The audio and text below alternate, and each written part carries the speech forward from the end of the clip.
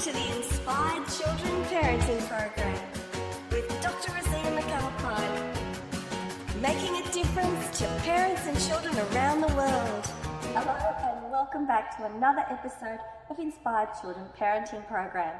I'm Dr. Rosina McAlpine, your host, and today I'm so excited to welcome our next guest, Dr. Joe Dispenza.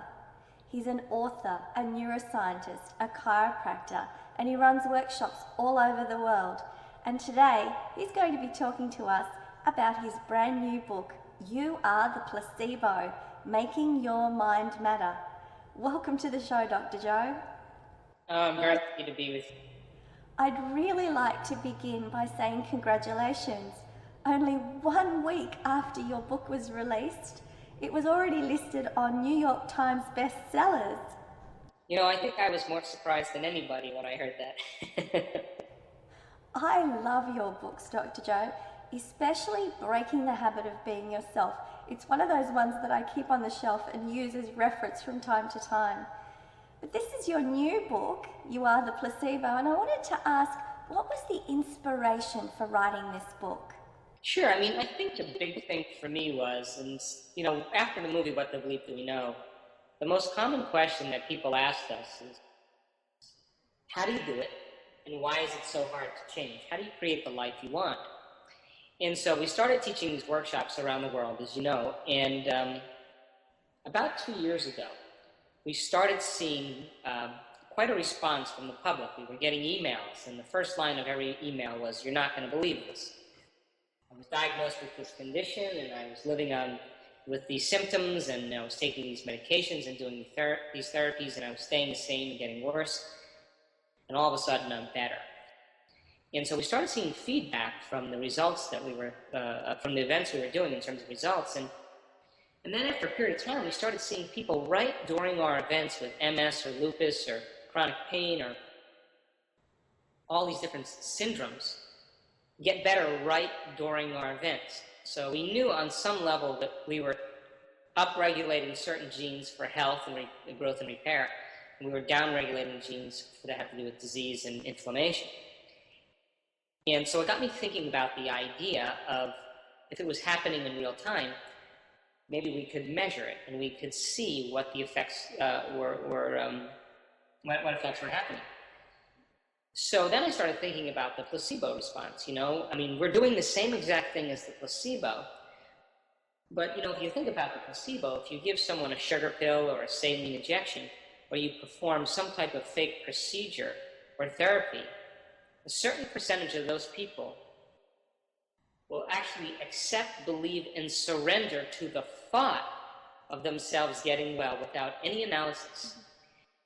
And when they begin to do that simple formula, they begin to program their autonomic nervous system to make their own pharmacy of chemicals that matches the exact drug or therapy they think they're getting. So if you understand then the physiology from a scientific standpoint of how the placebo response works, what's happening in the brain and the body, the question is, do you really need that fake external substance to produce those type of changes?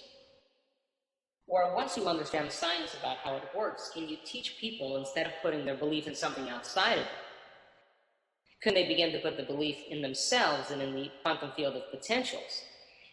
And if you understand that the placebo works because the person begins to expect a specific outcome based on conditioning, then when the person begins to get a hope of a pill that's going to take away their Parkinson's or their heart disease or depression, what they're doing is they're selecting a potential in the quantum field called I am better physically, and then they begin to get excited. They begin to believe in and feel the emotions of how they would be if they were better.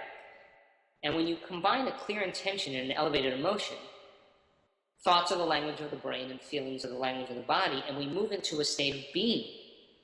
And it is moving into that state of being that begins to reprogram their autonomic nervous system to begin to upregulate certain genes and downregulate other genes by doing it by thought alone. So we were able to, in our workshops, successfully, over and over again, teach people how to eliminate genetic disorders that medical science had no solution for, all kinds of inflammatory conditions, all kinds of imbalances, because they understood what they were doing, which is another element of the placebo. When you assign meaning to whatever it is you're doing, you gain more value and you get more intention behind it.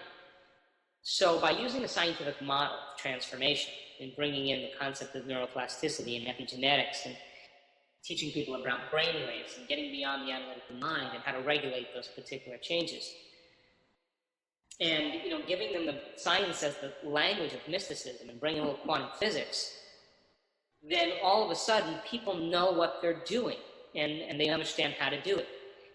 And so we were able to successfully change people's lives by mimicking the actual placebo response, but without using any placebo. And it's interesting because there's been placebo studies where people have had irritable bowel syndrome, and they were given the placebo and told they were given the placebo, and they still got better. I've been fortunate enough to attend a number of your workshops, and what I love about them is how there's a real balance between science and practice. So if those people who are really science-minded want to know what's the science behind it, they'll get that. But for those who are more interested in just practical change, it's really accessible for those people as well. And this book is no different. I found that it was very accessible, and in particular, I found the stories really inspiring. So can you give the viewers an overview or an outline of what they might get after reading this book and how it can make a difference in their lives? I think this is a time in history where people not only want to know, they want to know how. And I use science as the contemporary language of mysticism. I think the moment you start talking about tradition or culture or religion, you divide an audience, but science tends to create a community. But not in the science of complex mathematical formulas, but science made simple enough for people to reason that they have within them all the innate abilities to make substantial changes in themselves and their lives. So I wrote this book different than the other books, Rosina, because I was interested in telling stories. And stories are a great way for people to scratch their head and say, wow, are we that powerful? So I started out the book telling stories like a person diagnosed with a disease and given a certain amount of time to live, and he goes through all the tests, and he almost dies to the day of his prognosis. And when they examined him, they found out that he never had the cancer, never had the disease, that it was a false positive test, and he died by thought alone.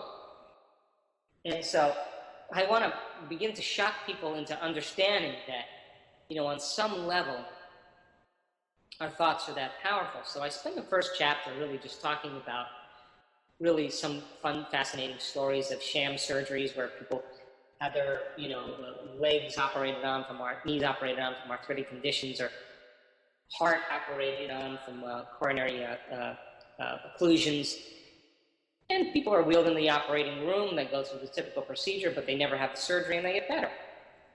So how programmed are we into this model of medicine and pharmacology? And would it be the greatest secret in the world if you and I found out how powerful we really are? So the first chapter really is about the stories to jog people into, wow, maybe I'm just programmed in the wrong way. The second chapter, I get into the history of the placebo and bring up some important studies to bring it up to date, and how a World War II physician ran out of morphine, and he started using saline to do surgery on his soldiers. And every soldier, in anticipation of getting the morphine, began to produce their own natural endorphins and own natural chemicals that mimic the morphine, so they didn't need any drugs. Wow, I mean, they couldn't consciously do that, but they were somehow able to program their subconscious by accepting the suggestion, right? So then I get into the neuroscience of how the brain works, and then I talk about, how the body works in connection with the brain, the mind-body connection. And then I talk about how we can change the brain and body by thought alone with the latest research in mental rehearsal and neuroscience, and talking about beliefs and perceptions and how beliefs and perceptions are formed, and how we can change our beliefs and perceptions, and how they're really based on experiences of our past, and experiences stamp neurological patterns in our brain and an emotional condition in our body. And so we tend to think within those neurological networks, and we tend to feel within those familiar emotions. And if you keep thinking and feeling in the same way, you create a state of being. And if you keep doing that over and over again, you'll program the body to subconsciously be the mind of that state. So then a belief is just a subconscious state of being. We have beliefs about money, we have beliefs about health, we have beliefs about relationships, about God, about spirituality, that really are just based on our past experiences, and they may not be true. And so I tell a few stories about how beliefs are formed, and I use the story of a Cambodian culture in Los Angeles where women actually seen their family brutally murdered and during the Pot Holes regime with Khmer Rouge. Well, the experiences were so horrific that the amplitude of those external events really caused their brain and body to live in the past, and they lost their vision. Because there's nothing wrong with their eyes, but their brain, they cried till they didn't want to see any longer. So what experiences have we had in our past that causes us to not want to see, to not want to hear, to not want to feel? Because those are imprinted neurologically. So then the question is, how do you change it? So we start talking about some of the research that we've done in our advanced workshops, where I brought in a team of neuroscientists and researchers and physicists to measure biological and neurological changes in our participants. And we wanted to show that those changes weren't just in their mind, but they were actually in their brain. And so I go through a chapter and showing brain scans of people that have healed themselves with different conditions. There's tons of them, by the way. But those are the ones that we selected. And then we get into the how-to. How do you change a belief or perception about yourself and your life? You wake up every morning and you think your pain's going to be there, or your disease is going to be there. Is it just because you're in your familiar state of being? So, in order to change a belief or perception about yourself and your life, you have to make a decision with such firm intention that the amplitude of that decision carries a level of energy that's greater than the hardwired programs in your brain and the emotional addictions in your body. And your body literally has to respond to a new mind. How does the person move into a state of religious ecstasy in the deep south of the United States and drink poison, drink strychnine, and have no biological effects? Or the mother whose child is caught under the car, wants to lift the car up. She doesn't say, geez, I ate too many carbohydrates today, or I didn't work out in 2 weeks, I don't know if I can do this. There's a decision with such firm intention that it's energy that she is resourcing. And it's energy that's the epiphenomenon of matter. And so we teach people a how-to process, a meditation, to change beliefs and perceptions about themselves and their lives. And so the second part of the book is the how-to. Dr. Joe, I just want to say a big heartfelt thank you for this interview. I love talking to you because I always learn so much, and I know that the viewers feel the same. And at this point in time, I'd really like to recommend that each of you goes to Dr. Joe's website. It's drjoedispenza.com. You'll be able to find Dr. Joe's new book, You Are the Placebo, as well as his other books like Breaking the Habit of Being Yourself. Audios and videos are available there, and other resources. And if you get the opportunity to go to one of Dr. Joe's workshops, which he does in many countries around the world, you'll see the schedule on the Dr. Joe Dispenza website. Don't miss that opportunity. He's an inspirational speaker, and really his work is honestly life-changing. It's made such a difference in my life. He was the inspiration for my book, The Inspired Children, How the Leading Minds of Today Raise Their Kids. And Dr. Joe's contributed 2 chapters in there. So if you'd like a copy of that book, go to drrosina.com, my website, and you'll find that in that book, Dr. Joe's contributed 2 chapters. One on how to give our children emotional intelligence, and the second one on how to empower them and make a difference, for them to make a difference in this world. So once again, Dr. Joe, thank you so much. I wish you all the best on your book, and I look forward to seeing you again in Australia. Thank you.